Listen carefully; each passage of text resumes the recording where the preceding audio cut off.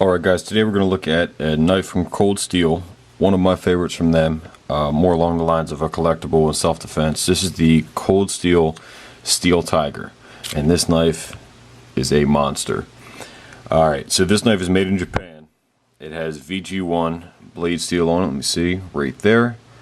So you get a nice 4 3/4 inch blade, it's polished, full flat grind.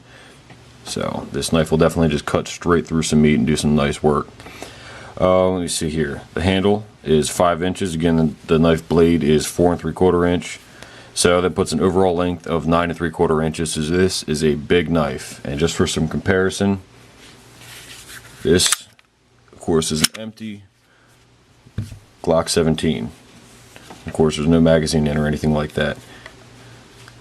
That's a big frickin' knife. So, I'll put that aside. And here's another karambit from CRKT. Out of their minimalist series, so of course minimalist is going to be small. Yeah, enough said about that. So anyways, back to the knife. Alright, so VG1 stainless steel blade. It's got a Hawkbill style blade, or also known as a karambit. Polished, finished, full flat grind, made in Japan. I would consider this one of, or VG1 anyways, I would consider one of Cold Steel's more premium blade steels. Don't confuse this with VG10, which is definitely more wear resistant. There's some minor, periodic table of elements type stuff missing with it, but not too big of a deal. It's just slightly less wear resistant, but you don't really need a super steel for what you're going to be doing with this kind of blade anyways, which hopefully is going to be self-defense and collectible. So with this being a Hawkbill, it's made for meat cutting, slashing, tearing, slitting, pull cuts, and just slicing with no problem whatsoever. So let me see here. The spine thickness. This thing is massive. This is 5 millimeters thick. And on that note, this knife is not full tang, if you couldn't tell already. So not 100% sure where the tang does end in this knife, but the surrounding part of it is supposed to be Grivex, or Grivery as it's known, which is this hard plastic material that's you would see here. Let me see if I can focus. On the handle, this little dividing line right here. This separates the two different kinds of materials in the blade, or in the handle itself. This is Grivex, which is just a hard plastic. There's not really any grippiness to it whatsoever, even though it looks like it's textured in. This is Crayex, or Kraton as Cold Steel calls it. And this is more of a Hogue overmold type thing. Of course, it's not Hogue though, it's their own design of it. So it's definitely grippy until you get to this plasticky material up here, and then again this safety ring in the back where you would put one of your fingers for your grip. This is also the Grivery as well, so it's just hard plastic. There's no grippiness at all whatsoever. Alright, so handling the knife. There's two ways that you could handle this easily. Again, I'm not trained in Filipino martial arts or anything crazy like that. Of course, using the thumb ramp right here on the front for your thumb, pinky in the safety ring, and then just using it however you see fit. Other way, reverse grip, pointer finger in there, thumb ramp right here. You can use this as a strike force, your fist as a strike force, then of course you got your nice Hawkbill blade here. Now this needle point, or this point right here, is ridiculously sharp. If you accidentally dropped it on something, that would just, I feel bad for the receiving end of that. Alright. When I got this knife, this actual inside of the blade right here, this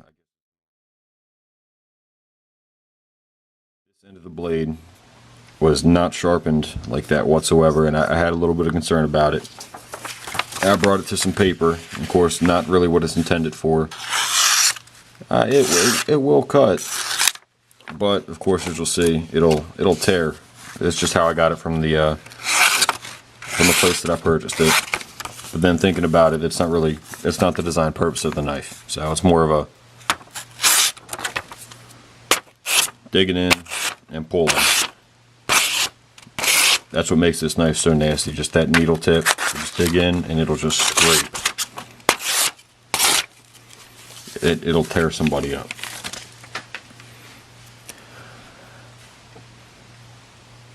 Alright, the sheaths that it came with. The sheath that this knife came with right here is called Securex, is the material that it's made out of, which I believe it's a Kydex kind of material. It feels really cheap and flimsy, so I guess it's just a really thin version of it. There's not really any thumb ramps or anything of the sort. It does click in nice, so it is fairly positive. Of course, you got to go in at an angle, similar to a kukri, if anyone here has experience with a kukri.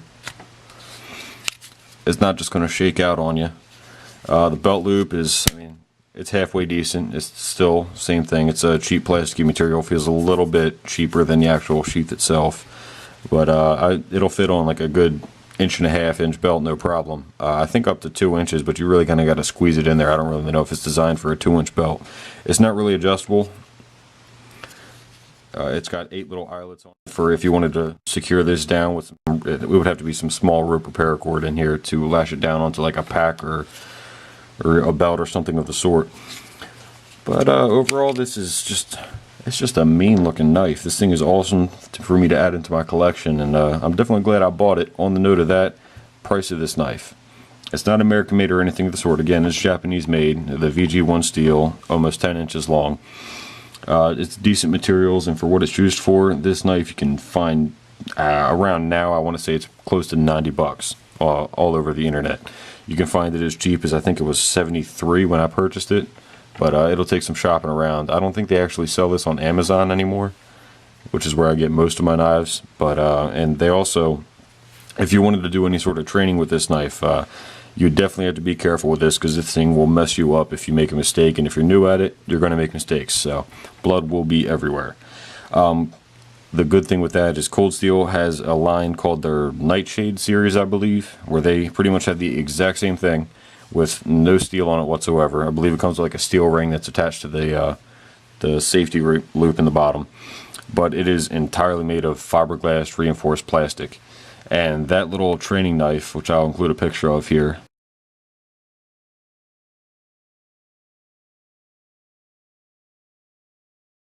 goes for about, I don't know, 12 to 15 bucks on the internet. So if you do buy this knife, I would definitely recommend getting that fiberglass reinforced plastic version. I'll include links below to Cold Steel's website of the exact products I'm talking about here. If I had to give it a rating out of 5, I'd probably give it 3.5, 4 out of 5, just because it's just massive. It's just going to get thrown in my collection. I'm probably realistically not going to use it.